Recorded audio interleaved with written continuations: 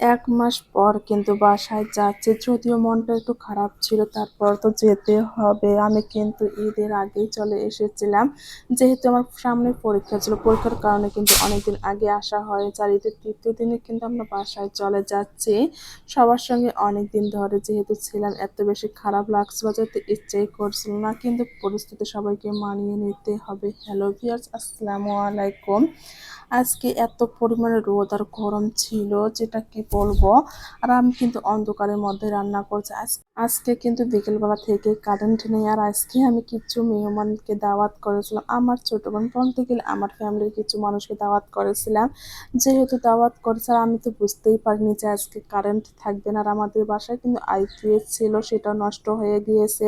আমি কিন্তু লাইট দিয়ে রান্না বান্না করেছিলাম। এত পরিমাণে গরম, কি বলবো, অন্ধকারের মধ্যে রান্না বান্না করেছিলাম।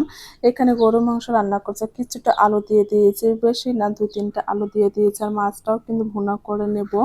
আর রান্না বান্না তো এখনো শেষ হয়নি, আর লোকজনও আসবে, কিন্তু কারেন্ট এখন পর্যন্ত আসলো না। এটা নিয়ে একটু মন খারাপ লাগছিল। এখানে আমি কিছুটা পরিমাণে হলুদ লবণ দিয়ে সুন্দর করে মাছটা ভেজে নিয়েছি। আমি কিন্তু মাছটা আমার শাশুড়ির কাছ থেকেই ভেজে নিয়েছি। খড়ি দিয়ে রান্না করতে তো অনেক বেশি কষ্ট হচ্ছিল, গরমের মধ্যে কারেন্ট নেই। সেই জন্য কিন্তু কিছু কাজ আমার শাশুড়িও করছিল, আমিও করছিলাম, দুজন মিলে কিন্তু কাজ করছিলাম। এখানে কিন্তু মাছটা ভুনা করে নেব। একে সমস্ত মশলা আমি সুন্দর করে কষিয়ে নিয়েছি, এর মধ্যে পানি দিয়ে মাছটা দিয়ে দিয়েছি।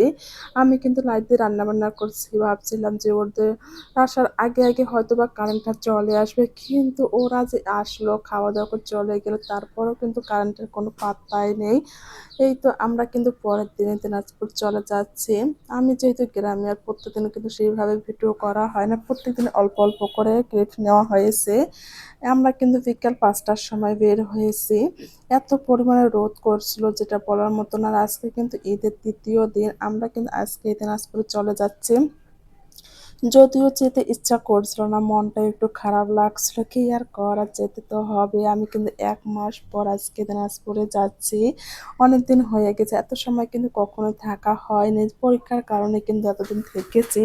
আর এদিকে মোরসালিন তো অনেক বেশি অসুস্থ হয়ে গেছে, ঈদের দিন থেকেই না ওর শরীরটা অনেক বেশি খারাপ হয়ে গেছে।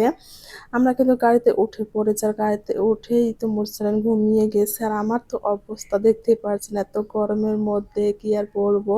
অন্য দিনের তুলনায় আজকে কিন্তু বাসে সেরকম বেশি জ্যাম ছিল না, বেশি ভালোই লাগছিল। তারপর তো এই যে মাথা ব্যথা শুরু হয়ে গেছে, আমার এই অভ্যাসটা কেন জানি না।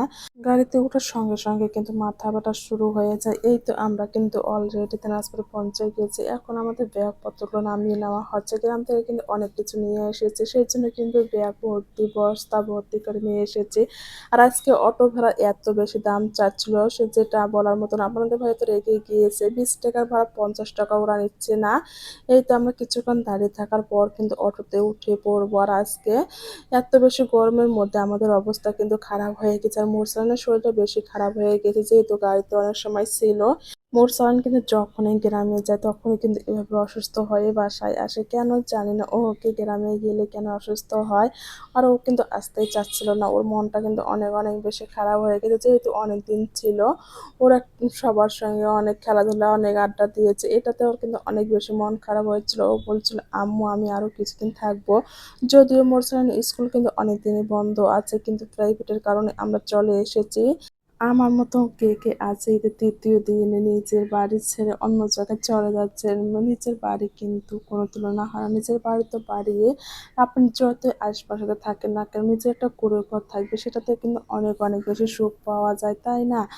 আমার তো ভীষণ ভয় লাগছিল যে আমার ঘরের কি অবস্থা হয়ে গেছে। বাসায় যেহেতু ১ মাস ছিলাম না, আপনাদের ভাইয়া তো একাই ছিল, এরপর ঈদের আগেই চলে গিয়েছে। বাসার অবস্থা আর নেই। আপনাদের ভাইয়া কিন্তু সেভাবে কোনো কিছু পরিষ্কার করতে পারে না, ও শুধু একটু খাওয়া দাওয়া করেছে আর অফিসে গিয়েছে। আমার তো মনে হয় বাসার পুরো অবস্থায় খারাপ হয়ে গিয়েছে। এত গরমের মধ্যে যেহেতু আমারও একটু সর্দি জ্বর ধরেছে, এত কষ্ট হচ্ছিল। আর ভাবছিলাম যে বাসায় গিয়ে কি থেকে কি করব। বাসার অবস্থা আপনাদের সঙ্গে অবশ্যই শেয়ার করবো। ভালো থাকবেন, আল্লাহ হাফেজ।